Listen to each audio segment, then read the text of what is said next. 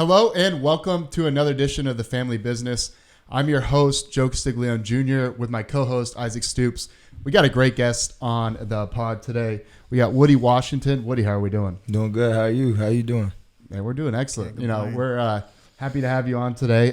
Go through a few things, talk a little bit about your decision to come back and just talk about the season. I think a lot of Oklahoma fans were in a great way pleasantly surprised to see you return when you made that announcement in January. When did you kind of know that you were going to come back? And then what kind of played roles in your decision too? So it was really probably about a week before the bowl game. Just at the crib, just chilling, and something just hit my heart, and it was like I was thinking about leaving, just entering the draft, and something just hit me, and I'm like, maybe I should stay for another year. We started practicing a couple of days after that, and just talked to Coach Valai, Coach Brewer, and a couple of other guys, and just like mentioned something about me coming back, and they were like we would love it. And so I'm like, okay, if y'all love it, a few things would need to play in effect. So basically, they're gonna let me play a couple more positions, try to play some inside, not just playing only corner. So that was really the main thing, because at the next level, I feel like I can play inside and outside. So it'll just be more of a versatile thing for me to do. Did I know draft grades come around in December? Did that play a little bit of a role too? And then going from that, did you kind of take from that, like you said, you wanted to master a little bit, few more positions, put a couple a little bit more on tape going forward when you do go into the draft? The draft grade really didn't have much of an effect on it, but it's always a big deal, just seeing where you're potentially going to be drafted at. But really, it was really just me playing multiple positions, and just showing that I could play those positions as I stated. Because I played as a freshman, I played safety, and then going into my redshirt freshman year, I played a little bit more of it. And I kind of got pretty good at it, and I ended up getting moved back to corner, which was my natural position. But me personally, I feel like I could be a better safety than I am corner, just based off as far as my speed and just different things like that. I feel like I play a lot better off ball as far as just being open in space. Yeah, I feel like that versatility definitely ends up playing a big role just in developing your game, putting it on tape, and also just that trust that the coaches then develop with you, even newer coaches, even the ones we have now, obviously, but at the next level as well. And while Sooners fans' kind of first taste of you was at safety, the Peach Bowl against LSU, you got thrown in the fire, you're a freshman, and that was kind of a little bit of your taste. And then you look at it, you had all those superstars that you were playing against. What was it like going to the Peach Bowl, playing against those guys, and then kind of using that as a measuring mark of I can play at this level, this is where I'm at right now, and then going forward? At first I was extremely nervous going to obviously, Justin Jefferson, Jamar Chase. Yeah. Those are some of the best guys in the NFL right now. Yeah. So, yeah, it was, it was kind of crazy, but, once I did kind of get my feet wet and, get a couple snaps into the game, I kind of just calmed down. And honestly, during that moment, I kind of caught myself thinking I've been playing football my entire life, so it's the same game. Just everybody's just as good as you are at this point. So once I kind of settled down, I ended up having a pretty good game, and from then on, my confidence just went out the roof from there, and that's where it started. It's a pretty good benchmark. Going forward. Yeah. And then kind of going back on your decision, was there kind of not peer pressure, but kind of a little bit once Danny and Billy announced that they're coming back, you're like, okay, I kind of want to do this thing with those guys again? Oh, no, yeah, definitely, because, those are some of the best guys in the country. Obviously Billy had, 5 interceptions last year, 3 for interceptions. Obviously Danny does some speaks for herself. But, those guys are leaders of the team, and we kind of talked about it, about them leaving as well, not only me, but, after I seen that they were coming back, I'm like, shoot, I think we can, have another shot to chase another championship. So, that was the main thing, really. And it really feels kind of, maybe not for the first time, but to this degree that you guys have that returning core coming back. Of course, you guys came last year. It was year 2 under Brent Venables, but it kind of feels like this year, okay, we got guys coming back especially going into the higher level of play that's going to be needed going into the SEC. Was there kind of part of it too? You're like, okay, I want to set the University of Oklahoma right defense, set the tone, set the stereotype for this defense going forward to the SEC? No, yeah, definitely. I mean, because the SEC obviously is the best conference in football and college football. So, just me getting a chance to go and compete in that conference is everything really. And, like you stated, I feel like we have that squad that can put Oklahoma over the hump that we've been missing the last couple of years. And obviously Jackson Arnold, he's going to be a great quarterback for us, and then the defense speaks for itself. Everybody's coming back. We got the starting safety, starting corners, and starting backers, and even some of the guys up front that came back, Dejon Terry and Lacey, all those guys coming back. So it's going to be Deshaun is out there. You feel me? So it's going to be. I think it's going to be that year. And it's like you said. I mean, it's like this is the first year I really feel like. I mean, obviously we're returning, you core guys, but I mean, this is what year 3, and you guys really are comfortable in the scheme now and can really start to play into it like a lot more compared to last year. Guys are still learning it. You're still getting comfortable now. I feel like you guys can really take off. Yeah. How complex is BV's defense? You go, you play under Coach Riley and then Coach Grinch, and then, not saying one is, maybe a mountain above complexity above the other, but like how complex is BV's defense? It's known, publicly that, there's multi-layers to it. It requires a lot of thinking on the back end, especially for leaders. How complex is that, and how much do you feel like, okay, I got another year of, understanding the scheme, like going forward? Does that kind of make you guys relax? Like, okay, like we can actually go out and show what we can do. No, it was a lot different than Grinch's. Not to say his wasn't a complex defense, obviously, because it's college football, so everything is going to be complex. But with BV, it's like it's more to the game than we thought we knew, as far as just different formations for the offense and thinking what are they going to run out of this formation, and just all those different types of schemes that we have for one coverage, like whether it's cover 2 or cover 3, and we have just a lot of different things that play into effect in one of those coverages. It could be a backer blitzing, or just something could be different, and it'll change your job. So I think that was like the hardest thing for me, just trying to learn this defense. It's so fluid. It's always changing. So it's always changing. You're never doing the same thing. So with this call, you might be in cover 2, but if this man leaves, you got to switch your whole thing. So it was complex that way. But once you do learn it, it makes it easier for you to teach the guys that are coming in. So I think that was the best thing, just going into year 3, like the new guys, the new corners that we have coming in, I can teach it to them way easier just because I am in year 3 and I know it. Yeah, how are those young corners coming along? The guys that came in as freshmen last year, they're doing pretty good right now. Josiah Wagner, yeah, Josiah Wagner, Jacoby Johnson, all those guys, they're doing good. Yep. Eli Bowen, I think he's gonna be a extremely great player. He's like right now just coming in. He has some of the best feet for a freshman that I've seen since I've been here. And it was kind of the same thing for Josiah and Macari and those guys last year.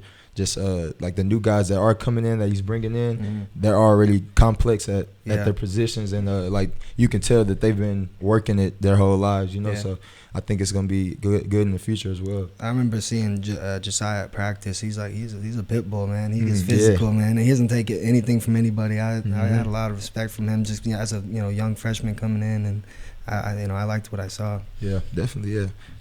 No, you got to be a dog a little bit, and then even getting another year of Gentry, him trying to stay healthy and continue to stay healthy and continue to develop, because he showed flashes of what he could be on the opposite side of you.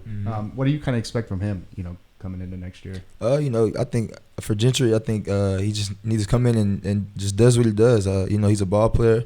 He makes plays, and he's always in the right spot because he's a smart football player. He studies film a lot, and he gets his job done. And like I said, he plays extremely fast, so I can't wait for him to get back. He's battling a shoulder thing right now, but once he does get over that hump, I think he'll be a great player for us again this year. No, yeah, he definitely showed flashes. Had a lot of big moments last year. Felt like his biggest hindrance was just staying on the field. That's half the battle. But kind of continuing on that young core. Do you think it kind of takes some pressure off you? I mean, you're going to be on the field a lot, but just being able to rotate those guys, have a little bit more, BV talks about this competitive depth. Yep. And so just having that back, and then, like you said, even true freshman guys that might be able to come in and compete. Yeah, oh yeah, definitely. Definitely takes a lot off of me because last year and the last couple of years, I've been playing probably 60, 70 snaps a game, just because we didn't have that competitive depth, and like the defense is just hard to learn, so it's hard to just put a freshman in and think you can just trust a freshman. Yeah, it wasn't athleticism keeping people off. Yeah, definitely not. But so I mean, I think it's a big thing, and even also just guys transferring in. We got Des Malone from San Diego State. I think he's going to be a great player for us as well. He comes in, goes to work every day, and he's trying to find his way. But guys are making sure we're bonding with him and making sure he's comfortable here. So. Yeah, and we got a new DC hire with Zach Alley, right? How's that been so far? I know he's relatively new still, but it's been great. I haven't talked to him personally, just sat and had a conversation with him, but just seeing him in the hallways, speaking to him and different things like that, and also just speaking for the backers. They say he's a great coach. When they're doing drills and just as far as watching film or doing whatever they're doing, they like him. So I think he'll be a great hire for us. Yeah, I saw Dabo say that BV spent like a lot of time with him there at Clemson, which I'm sure he did with everybody. Yeah. I know on his staff how it works, but I don't know. He made it seem like he spent a lot of time with him. I mean, they're pretty similar as far as like. Yeah. People say it's kind of like a clone. It is, yeah. When he came up to the to the team meeting and talked to us for the first time, it was like, hey, is that BV talking? So I say he's pretty cool though. Yeah, they kind of say he's just mastered, like when he spent those years student coaching, GA, and so on, just kind of mastering every level that BV has. So probably going to create a lot of continuity and kind of like allow him to slide in a little faster, typically than an assistant coach would otherwise. For sure. Well, especially too, you're breaking into two new coordinators going into year 2. So year 3, I should say. Correction, but. One thing that's kind of been the hot topic of college sports, especially more and more, is NIL, name, image, and likeness. And so because you've been here for the amount of years that you've kind of seen the whole life cycle of what it is to this point. How much has it changed from when it first started to now, just even for you personally, not as like a team as a whole, just for you personally? It's changed a lot. Coming in at first, when it first started, it was kind of just the main guys are getting paid, like the quarterbacks and just some of the better guys on different teams or whatever. Now most schools, I can't speak for every school, but most schools, like especially the top tier schools are getting like those collectives. So we have like the Crimson and Cream NIL collective here. It's been great for me.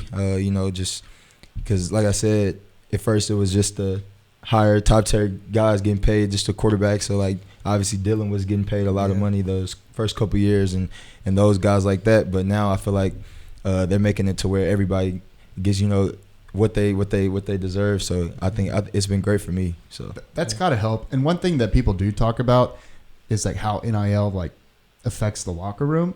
Do you think that's kind of blown out of proportion, or do you think that does kind of play a role? And guy X is making so much more money versus guy Z. You know what I'm saying? Like, does that really affect the locker room that much? I wouldn't say it does. I mean, obviously guys are going to talk about it, about what they're getting paid, but I feel like that could depend on culture too. What kind of coaching staff you have, there, and like just how tight knit you are. In the first place, definitely. You know what I mean? But like for example, our locker room, like guys talk about it obviously, but like I don't think anybody lets it get in the way of the plan and the goal of the team. Pretty much, like I said, guys will bring it up, but it won't be like a topic or discussion where people are getting mad at each other because I'm getting more money than this guy or that. But it's been pretty cool, and I don't think anybody's too much worried about it. Yeah, I feel like it's kind of more of like an in theory kind of thing. People are like, oh, like if they make it much more, it might separate the locker room. But at the end of the day, like, you're just college guys, you chop it up. You are going to talk about it. Why would you not? You guys are all best friends in the first place, and you're, together 90% of your time. So it's going to come up, but we're going to spend that same money together anyway. Exactly. Coke bowl or something like that, anything. Yeah. For sure. Like we're not a club at Campus Corner. We're hitting Games. up Heist, man, post game. Yeah. I remember when Heist came out, they said it was going to be like bottle service. I'm like, bottle service doesn't even exist in Norman, Oklahoma, let alone Oklahoma itself. Like, this is not going to be bottle service. That's a whole other topic. Yeah. But, yeah, I mean, yeah, I don't know about that place, but, no comment. But, but yeah, I think that's kind of just blown out of proportion a little bit. But everybody talks about now. Do you think, don't go into specifics, but people talk, I mean, you're on Twitter, so people talk about these numbers. Just kind of in general, do you think those numbers kind of inflated or deflated a little bit? People always talk about like, oh, I think this quarterback's getting like $2 million. Do you think that's kind of like a little bit inflated or deflated or about right? I don't know.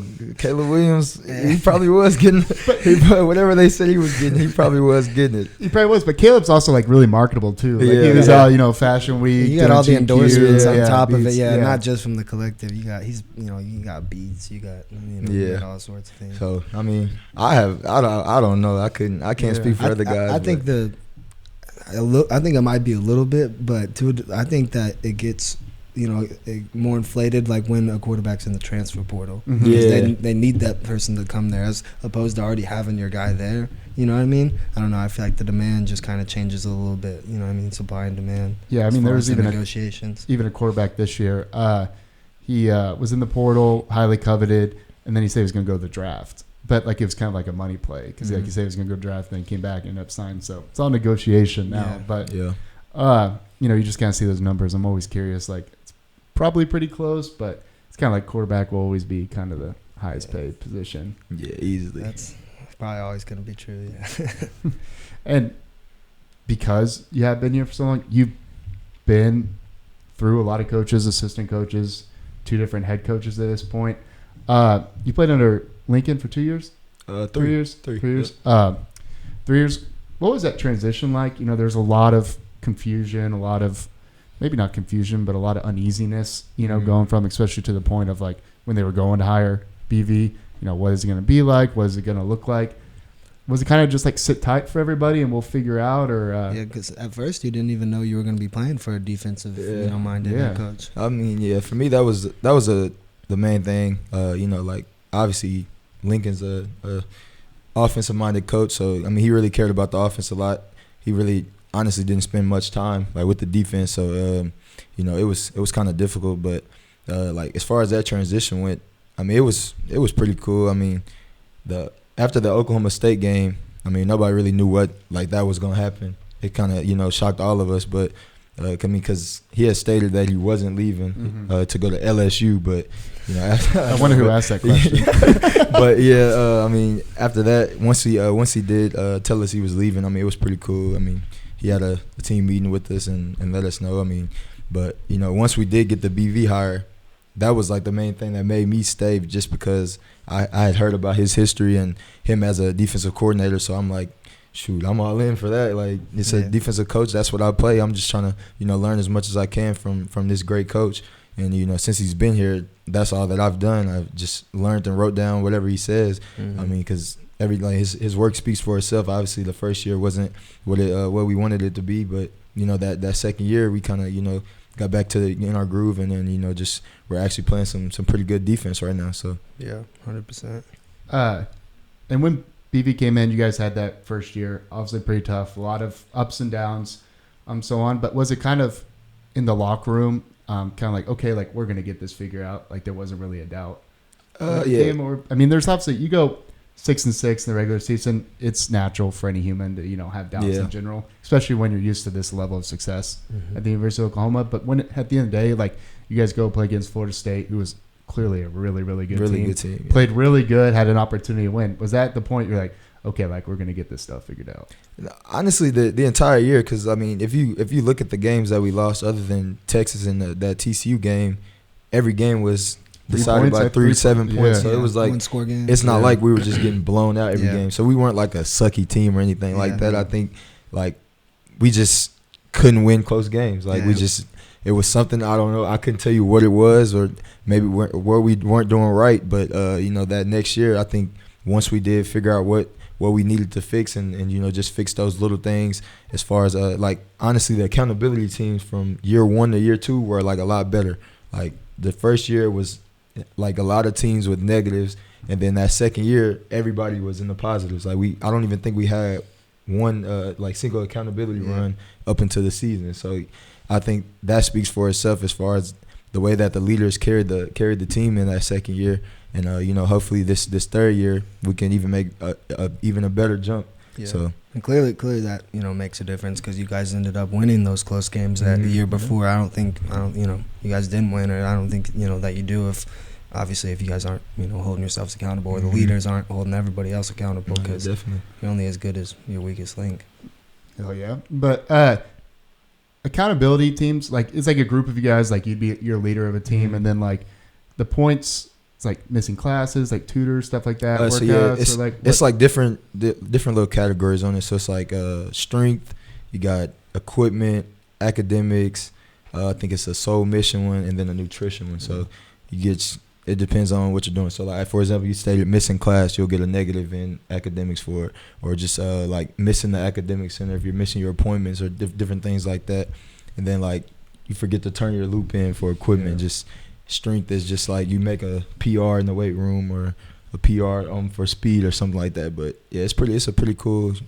It's not too strict and it's not too, you know, like biased or whatever. So it's really up to that person if they're going to be accountable for themselves. What's the biggest point earner? Is there anybody like, oh, like we're going to hit PRs all the time? Or like, what is it like, okay, like, because like y'all are competitive in every facet. So you're like, okay, my team's like number 2 right now. Like, let's go out and get a little point. I'm not even sure. I know for me, I don't get any negatives. Like helping old ladies. I get no negatives in any other categories. And most of the time, I'll get a strength point every once in a while, just because I work out with Schmitty, so everybody, you know, working out with him, you're gonna get stronger. It's different if you're in his group. Like if you're in his group, you're a dog. Like you're also not failing. It's not an option. Like like you have no choice. But I love working out with this group, just because, you know, like working out with the other coaches, you're gonna get great work. Don't get me wrong, but like with Schmitty, you're literally gonna wait until everybody's done with whatever. Like, so if we're benching, until everybody in that group is done benching, we're not moving. So it's like he's making sure that everybody's being held accountable, and, you know, just watching everybody, you know, do their thing. And I mean, my group, I can't speak for the other people in Smitty's group, but as far as like the workout group that I'm in, the guys are amazing, you know. So it's always fun working out with him. Yeah, I remember when I played, like you're looking over at Schmitty's group, it's like everybody's doing like 1.5 times the weight. Everybody else, like you look over, like if you're like in the Roy, do you guys even still work out at the Roy? No, we don't. No. Rest in peace, the Roy. But the Roy, that's for people who don't know, that's the weight room that's in the indoor. But it's more of like a garage. It's like grimy, sweaty, you know. The walls start sweating. It starts getting, the mirrors are foggy. Yeah, it gets super hot in there. No cap. Bro. No, it's like that's when you know you're getting that work done. They got all like the first rounders in there, and you're like dying at the same time. But I remember like being in there, and you like look over, and Schmitty would be like the far end by the door, his group, and then you'd be like, okay, I can go a little harder over here. Yeah, he's a catalyst, man. That's more of the summer. We work out in the summer. We'll be in there. So we'll go to indoor. Winter workouts going well. So I'd say they're going extremely well for me. I've already hit a couple of PRs. You know, bench the other day. We did our maxes, whatever. I got 275, 7 reps. So hell yeah, getting trying to get strong. Trying to get swole. Start moving guys around. That's what I think we're gonna ask. Who would you say is the hard, or I guess was this past year the hardest receiver to guard on the team? And also, you consider yourself a pretty good receiver. I remember you always talking about it, run around. But yeah, who do you think's the hardest? Or there might be a couple. But I would say it's definitely a couple of them. You know, they all different guys that have different styles. You know, so everybody's different. For me, I was guarding Andrew before he got hurt a lot. You know, just as far as Andrew goes, his speed, like he's not a guy that's gonna go crazy at the line and you know do a million moves, but he just gets into his route fast. And when he does get into that route, he's moving fast. So you know, Andrew, he was definitely pretty hard to guard, and you know he got me better. And, you know, obviously, you know, just getting him better, especially this season. I can't wait to, you know, till he gets back and, you know, hopefully we get to do those matchups again. Facts. You know, Nick Anderson, he was pretty hard to guard. He's big. You know, just big and fast. Mm-hmm. And honestly, like as far as his route running, he's a pretty good route runner. You know, a lot of people may not know just because he's always wide open. Yeah. But you know, he was a pretty good route runner, and then obviously Jaleel. You know, Jaleel, versatile guy. You know, he can go into the backfield, do a whole lot of different things. But Jaleel's a pretty shifty guy, so you know, at the line you gotta make sure you're patient with him. But honestly, the hardest person to guard for me was Jaden Gibson. Yeah. He gives me the most trouble. You know, because he's a tall guy, but he's real fast. Mm-hmm. And you might not like notice it just because he takes a lot of stride when he runs, long, but like, he's a real fast guy, and he knows how to use his hands well at the line. So I think JG was the hardest person for me to guard. Now you're gonna mess around with those inside guys too. You're gonna be all over the place. It makes Deion Burks. I can't wait to get a chance to guard Deion. Yeah. He's strong. Deion, he's real strong. So once you get into year 4 or 5, whatever it is of being in a college football program, you can have some strength to you. Especially those receivers out there out wide. You know, they're strong at the line. Mm-hmm. Yeah, making that move in those cuts. Yeah, takes a lot. If you had to say one guy going into next year who thinks can make the biggest jump, let's go defense. Biggest jump for defense. Other than yourself, you know, you're gonna jump even higher. So yeah, definitely. Take that next step, like you said. I'm trying to think. I like a guy, just Josiah Wagner. You mentioned him earlier. I think Josiah's gonna be great for us. You know, only thing right now, he just needs to gain weight. But you know, once he does that, I think he's gonna be a great player for us. Like you mentioned, he's a pit bull. He plays extremely hard, and even for a small guy, like he'll come in and hit somebody. No, he'd be hitting people. So I think Josiah will be a great player for us. You know, especially on the defensive side, but even just special teams, is doing different things on special teams for us. For sure. Yeah, no. And then OU just special teams coach, just a part, so it'll be kind of interesting. But all the assistant coaches, they kind of break up the special teams too. I know the special teams, like analyst or the coach, they kind of handle more of the kickers and kind of the overall, but you know, each assistant coach has like a special teams, right? Yeah, yep. So like Valai has punt return, and then Joe John, he had kickoff return and punt, I think.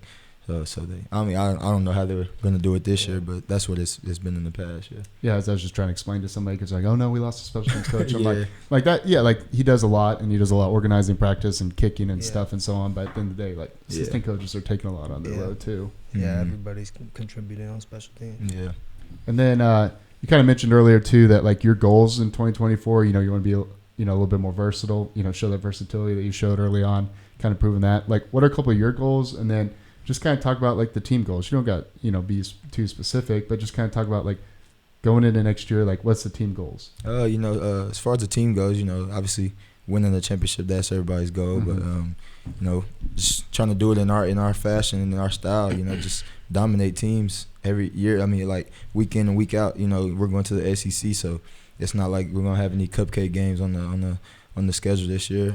You know, but I feel like just going into the SEC speaks for itself. You know, everybody's going to be a hard matchup every week. So, you know, we got to bring it every week and make sure that, you know, the young guys in the locker room stay fresh and stay sharp with the small things.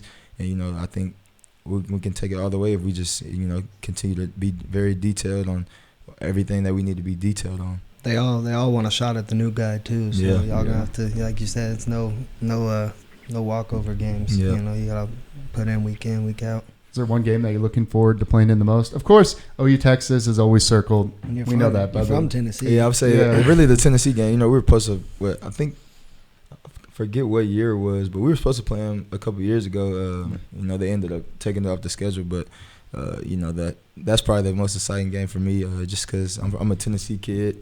You know, just getting to play against that home state team, you know, it's gonna be big. It's a home game, right? For Correct. us. Yeah, it's pretty early too. I kind of wish it was there. I want to go. It's the first game. It's the first SEC game. Yeah.